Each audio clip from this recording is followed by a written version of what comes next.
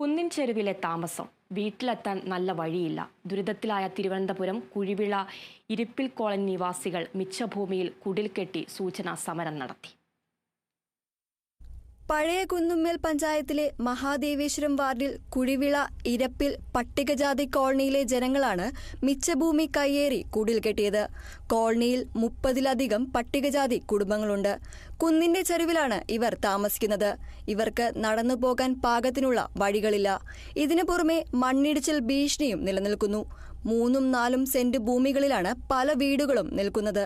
വീടുകളിൽ ഭൂരിഭാഗവും സർക്കാരിന്റെ സാമ്പത്തിക സഹായത്തോടെ നിർമ്മിച്ചവയാണ്.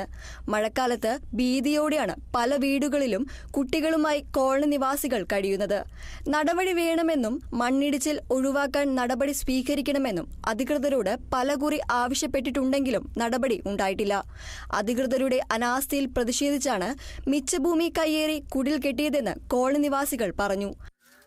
ഈ പഴയ കുന്നമ്മല് ഞങ്ങൾക്ക് വീട് അനുവദിക്കുന്നും പറഞ്ഞുകൊണ്ട് ഇത്രയും നാൾ കൊണ്ട് ഈ പഞ്ചായത്ത് അപേക്ഷ കൊടുത്ത് മടുത്ത് ഇതുവരെ ഒരു വഴിയാവട്ട് അല്ലെങ്കിൽ ഒരു വീടാവട്ട് ഈ മേഖലയിൽ ഒന്നും കിട്ടിയിട്ടില്ല. അതുകൊണ്ട് ഞങ്ങളിപ്പോൾ ഈ ചെറ്റമാടം കെട്ടിക്കിടക്കുന്നത് ഇതിനു വേണ്ടിയാണ് കിടക്കുന്നത്. ഒന്നീ ഒരു മോചനം അല്ലെങ്കിൽ ഒരു നഗരം, ഇതല്ലാതെ ഞങ്ങൾക്ക് വേറെ ഒരു വഴിയില്ല. അത് സർക്കാർ ഏതെങ്കിലും ഒരു നിയമം ഈ പത്രത്തിന് പകുതിയിൽ എന്തെങ്കിലും ചെയ്തു തരണം.